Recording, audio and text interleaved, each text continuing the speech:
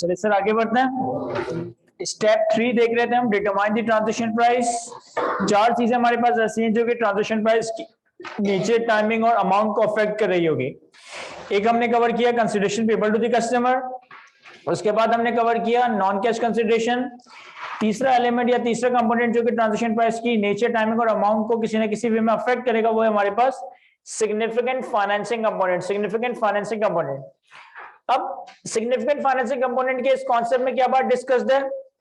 देखिए, अगर हमारे कॉन्ट्रैक्ट की पेमेंट टर्म्स कुछ इस तरह से है कि वो आइदर बायर को या सेलर को, आइदर वो एंटिटी को या कस्टमर को, इन दोनों में से किसी एक को भी फाइनेंसिंग का बेनिफिट प्रोवाइड कर रहा है, इन दोनों में से किसी एक को भी फाइनेंसिंग का बेनिफिट प्रोवाइड कर रहा है, इसका मतलब है कि कॉन्ट्रैक्ट की प्राइस में कुछ ना कुछ एलिमेंट इंटरेस्ट का है जिसको अकॉर्डिंगली आपने एडजस्ट करना होगा।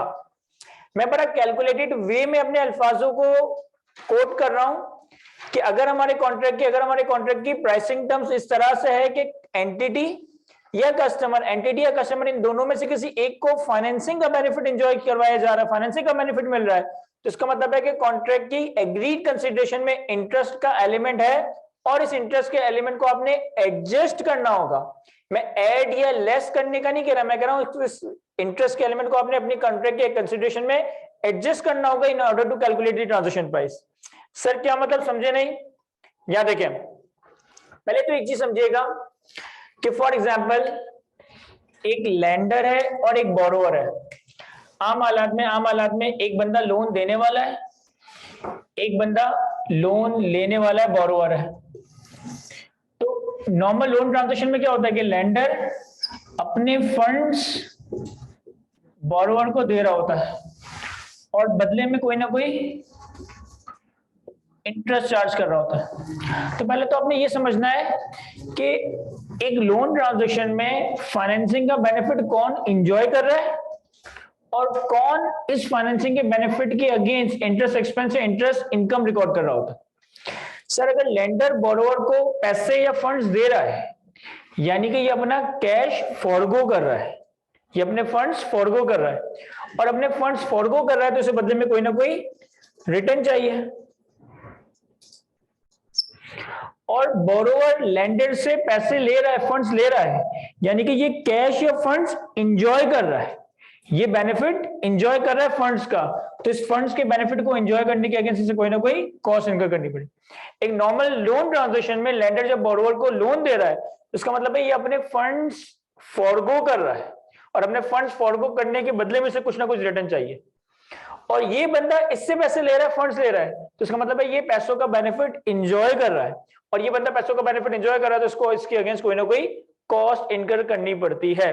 तो समझना ये है कि जो बंदा फंड्स या इन्वेस्टमेंट फॉरगो कर रहा है उससे बदले में रिटर्न चाहिए जिसे हम इंटरेस्ट इनकम कहते हैं, और जो बंदा बेनिफिट फंड्स का एंजॉय कर रहा है इस फंड्स की बेनिफिट की एंजॉयमेंट के नतीजे में इसको कोई ना कोई कॉस्ट बियर करनी पड़ेगी जिसे हम इंटरेस्ट एक्सपेंस कह रहे होते हैं। अब मैंने आपसे ये कहा कि भाई अगर आपके कॉन्ट्रैक्ट की प्राइसिंग इस तरह से है कि आइदर एंटिटी या कस्टमर इन दोनों में से कोई एक party, it can be either entity, it can be either customer, दोनों में से कोई एक पार्टी फाइनेंसिंग का बेनिफिट एंजॉय कर रही है, तो इसका मतलब है कि कंसीडरेशन में कुछ ना कुछ एलिमेंट फाइनेंस इंटरेस्ट का भी है और हमें इस इंटरेस्ट के एलिमेंट को एडजस्ट करना होगा in order to calculate the accurate transaction price। इसको मैं एक एग्जांपल से समझाता हूं भाई। फॉर एग्जांपल ईयर 0 पे एक सेल हुई और इस सेल की वैल्यू है 100 रुपए, लेकिन बायर ने कहा कि भाई मैं आज पैसे पे नहीं कर सकता, मैं पैसे 1 साल के बाद पे करूंगा। आज एक सेल हुई और 100 रुपए की गुड्स थी, बायर ने कहा कि भाई अभी मैं इमीडिएट पेमेंट नहीं कर सकता, मैं पेमेंट 1 साल के बाद करूंगा।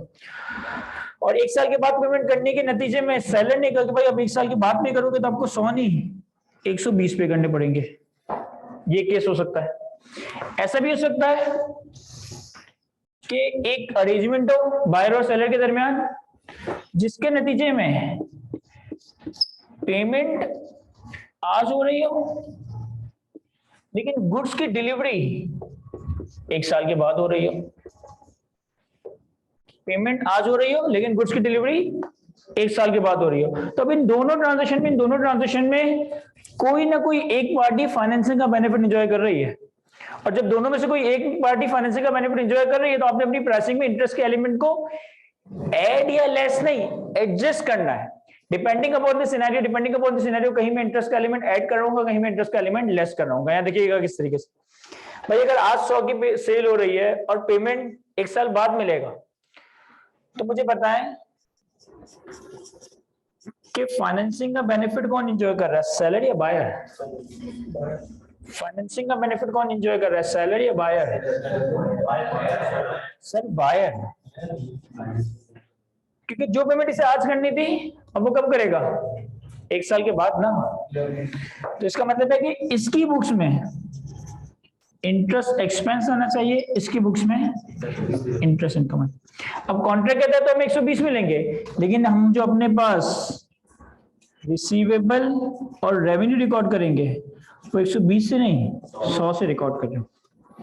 और 1 साल के बाद सेलर क्या करेगा सर, कैश डेबिट करेगा 120 से, रिसीवेबल क्रेडिट करेगा 100 से, और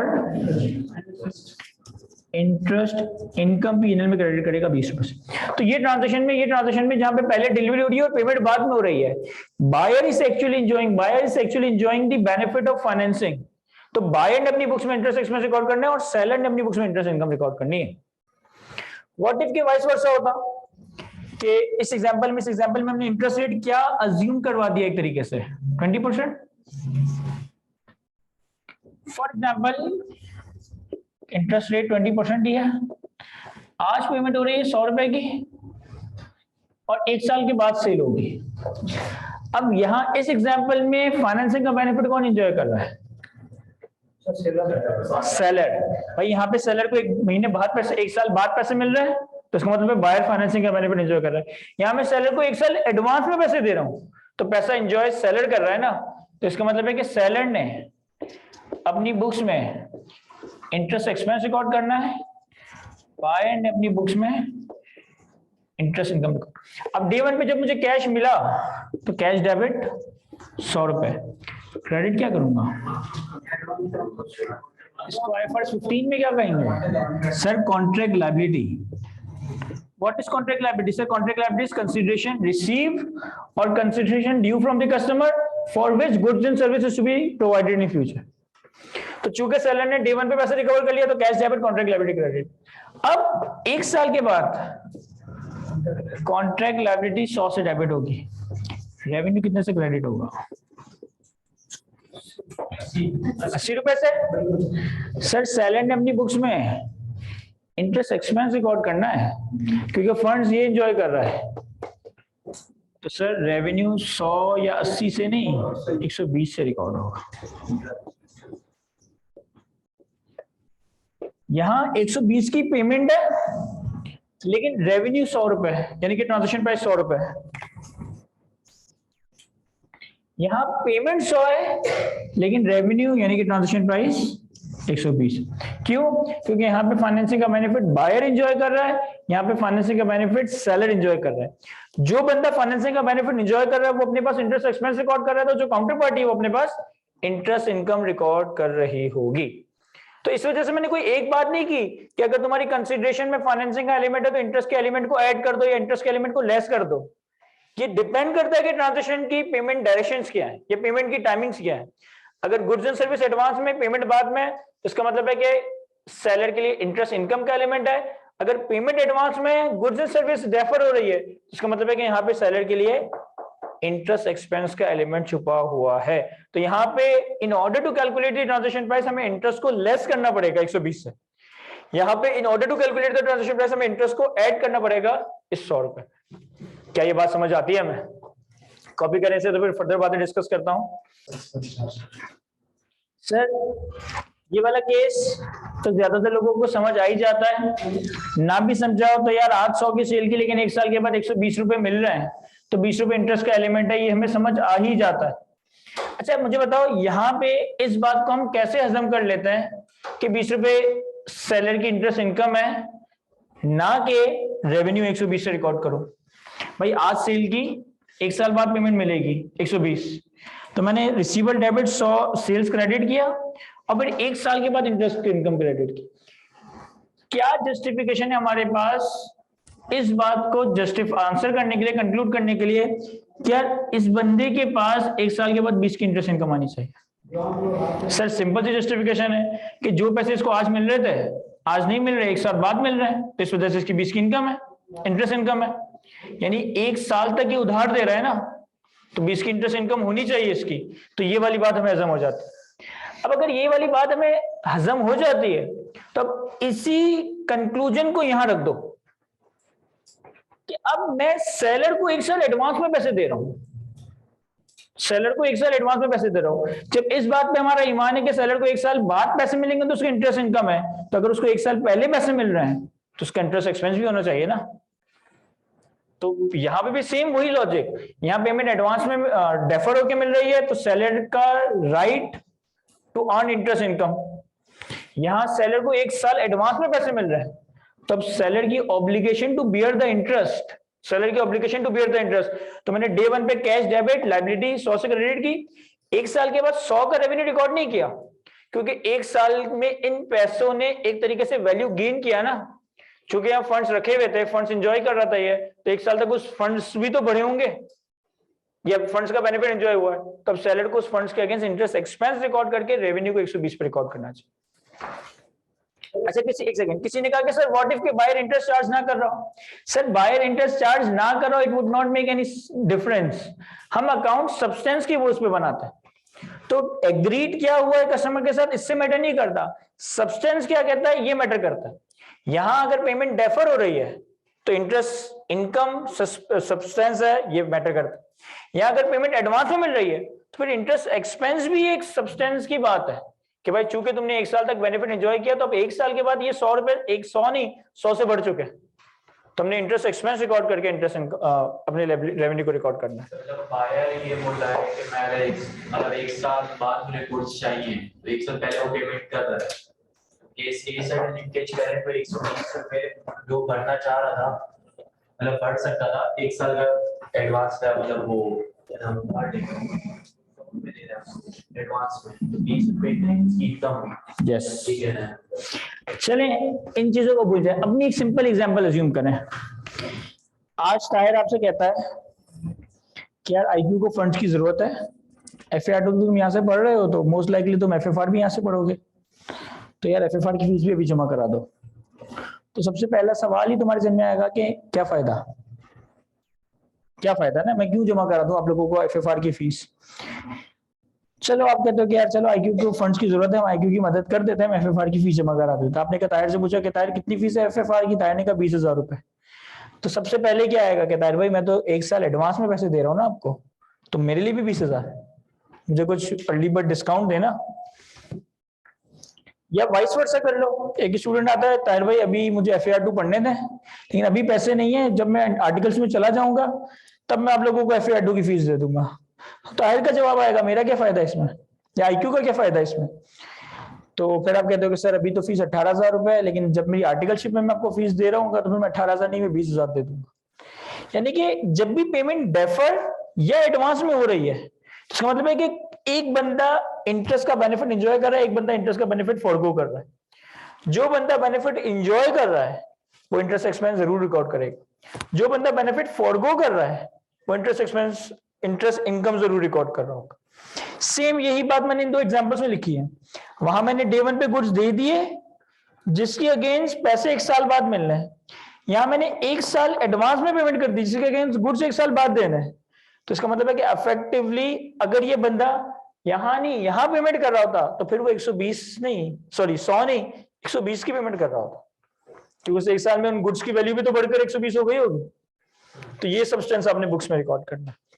जी अब्दुल्ला सर इस्लामिक मॉडल जो होता है मुराबा का, सर उसके अंदर भी अकाउंटिंग रिकॉर्ड होगी? नहीं, उसके अंदर अकाउंटिंग रिकॉर्ड करने का एक बिल्कुल डिफरेंट वे है। अच्छा, जितनी इस्लामिक फाइनेंसिंग होती है स्ट्रक्चरिंग उसकी ऐसे ही हो रही होती है, लेकिन टर्मिनोलॉजीज के नाम थोड़े से डिफरेंट हो जाते हैं। फिर उनकी अकाउंटिंग करने के लिए भी दो बातें हैं कि आप एक इस्लामिक ट्रांजैक्शन को एज पर IAS या एज पर IFRS रिकॉर्ड करो। तो फिर भले वो पेपर के ऊपर इस्लामिक लिखा हुआ है लेकिन आप अकाउंटिंग सारी ऐसे ही करते हो।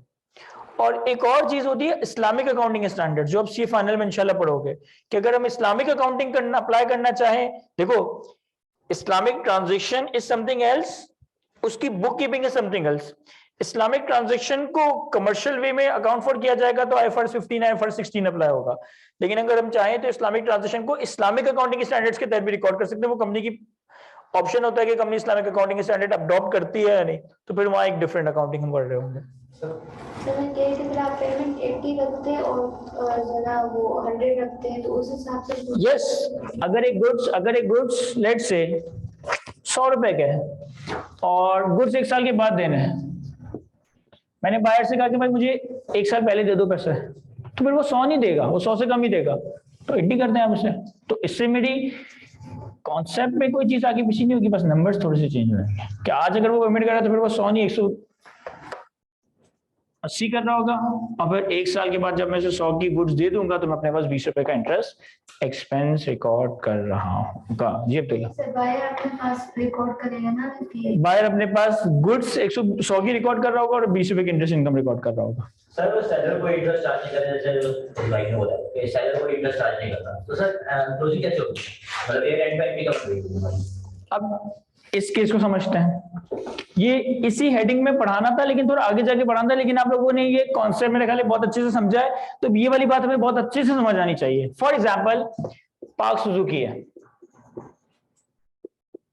पार्क सुजुकी जो भी इनकी बाइक होती है 150, बाइक का एक मॉडल है, इसकी कैश प्राइस है लेट्स से 3 लाख। जबरदस्त 3 लाख रुपए, हम 3 लाख राउंड ऑफ कर देते हैं। यानी कि अगर कोई बंदा कैश पे सुजुकी की 150 खरीदने जाए तो उसको 3 लाख रुपए की मिल जाएगी। लेट्स से सुजुकी ने देखा कि यार मार्केट में जो लोग हैं ना उनकी परचेसिंग पावर नहीं है, यानी वो इमीडिएटली 3 लाख पे नहीं कर सकते, तो सुजुकी ने क्या करा कि 1 ईयर पेमेंट प्लान अनाउंस किया कि आज बाइक लेके जाओ, 1 साल बाद पैसे देना। जैन क्या कहता है 1 ईयर पेमेंट प्लान में पैसे कितने होने चाहिए, 3 लाख से ज्यादा ही होने चाहिए। Let's say 350। तो अब हमारा जैन ये चीज को एक्सेप्ट करता है कि 50,000 रुपए इस इंटरेस्ट। लेट्स से कि ये सुजुकी का नॉर्मल केस था कि 3 लाख रुपए की बाइक कैश में बिकती थी, लोग नहीं खरीद पा रहे थे, तो सुजुकी ने ऑफर किया कि 1 साल का पेमेंट प्लान 3.5 लाख रुपए की बाइक ले जाओ। फिर रियलाइज किया कि लोग 3.5 लाख की भी लेने को एग्री नहीं है, तो सुजुकी ने अनाउंस कर दिया 1 ईयर पेमेंट प्लान और 1 साल के बाद 3 लाख ही देना है, मार्कअप 0%। अब तो अगर आप 4K वगैरह की बस में ट्रेवल कर रहे हो ना कभी, तो बहुत सारे ब्रोशर आते हैं सुरमा वाला के भाई वॉशिंग मशीन ले जाओ 12 महीनों की किस्तों पे 0% मार्कअप बड़ा बड़ा लिखा होता है, या बाइक ले लें CD70 0% मार्कअप बड़ा बड़ा लिखा होता है। मुझे एक बात बताए, अगर ये वाला केस है तो सुजुकी का रेवेन्यू कितना रिकॉर्ड होना चाहिए, 3 लाख। ये वाला केस है सुजुकी का रेवेन्यू कितना रिकॉर्ड होना चाहिए सर, 3 लाख। ये वाला केस है तो सुजुकी का रेवेन्यू कितना रिकॉर्ड होना चाहिए,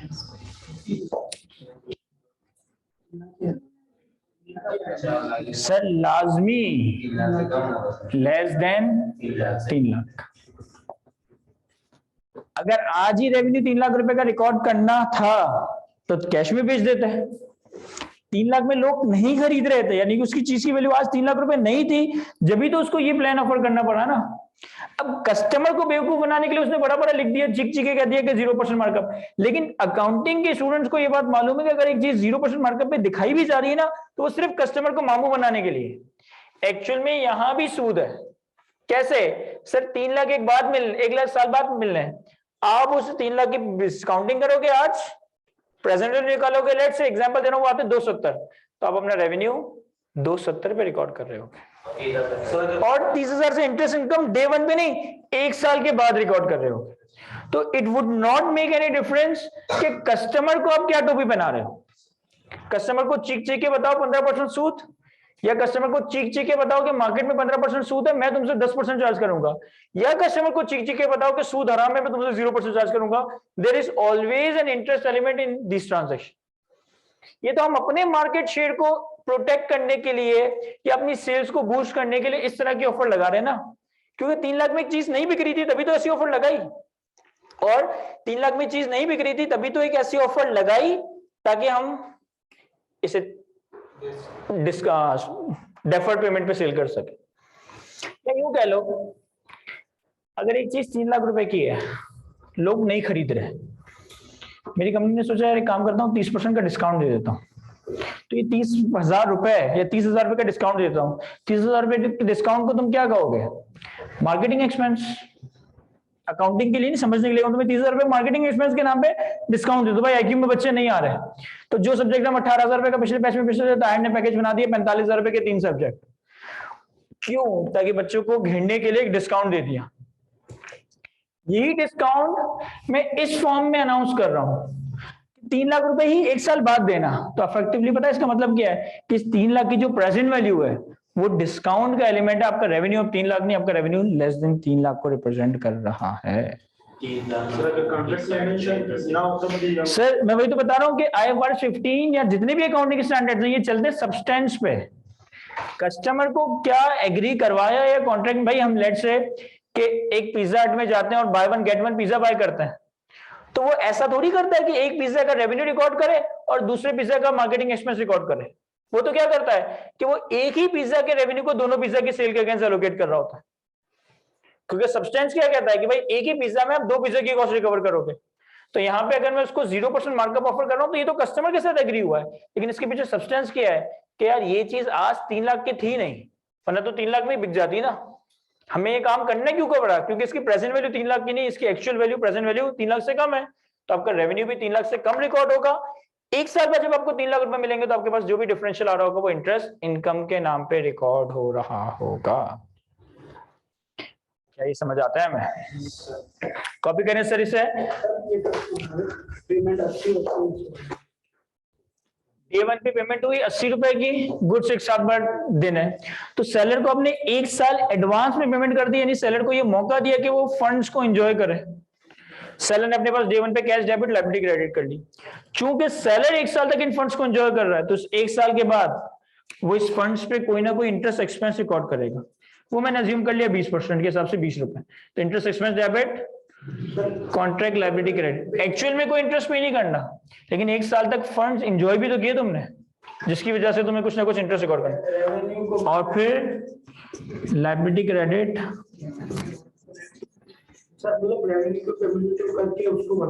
यस। क्या ये समझ आ रहा है? मैं देखें, अगर आप कैश फ्लो अकाउंटिंग करें ना, भूल जाइए पीवी और डिस्काउंट और प्रेजेंट वैल्यू वगैरह, तो यहाँ पे भी हमें 100 रुपए मिल रहे हैं, यहाँ में 120 मिल रहा है। दोनों में फर्क क्या है सर? यहाँ पे जो आपको 120 मिल रहे हैं, आप 100 का रेवेन्यू रिकॉर्ड कर रहे हो, 20 की इंटरेस्ट इनकम रिकॉर्ड कर रहे हो। यहाँ पे जो आपको 80 मिल रहे हैं, आप 20 का एक्सपेंस रिकॉर्ड कर रहे हो, 100 की इनकम रिकॉर्ड कर रहे हो, यानी कि नेट इफेक्ट आपके पीएनएल में कितना उतरा? 80 का ही उतरा। यहाँ पे भी कितना उतरा सर? 100 का रेवेन्यू की मद में, 20 का इंटरेस्ट की मद में और 120 की जो पेमेंट है, यानी कि जो नेट आपकी इनकम है वो आपकी पेमेंट से टाई कर रही है। लेकिन बहुत इंपॉर्टेंट इंपैक्ट ये है कि ये पीरियोडिक इनकम और एक्सपेंस को प्रोपोर्शनेटली या प्रॉपर्ली रिकॉर्ड करने की बात है कि भाई अगर इस पॉइंट पे इनकम 100 थी तो 100 ही रिकॉर्ड होगी। ये जो 20 रुपए ओवर द पीरियड एक्रू हुआ है, इस पॉइंट पे इनकम 100 थी वो 100 ही रिकॉर्ड हुआ है। जो 20 रुपए का एक्सपेंस है वो ओवर द पीरियड एक्रू हुआ है in the form of interest expense. Next class में इसको दोबारा से डिस्कस करेंगे और उसके ऊपर जो हमारे पास कॉन्सेप्ट्स लिखे हैं और कुछ प्रैक्टिस क्वेश्चंस हैं उनको कवर करेंगे। Thank you, Allah Hafiz.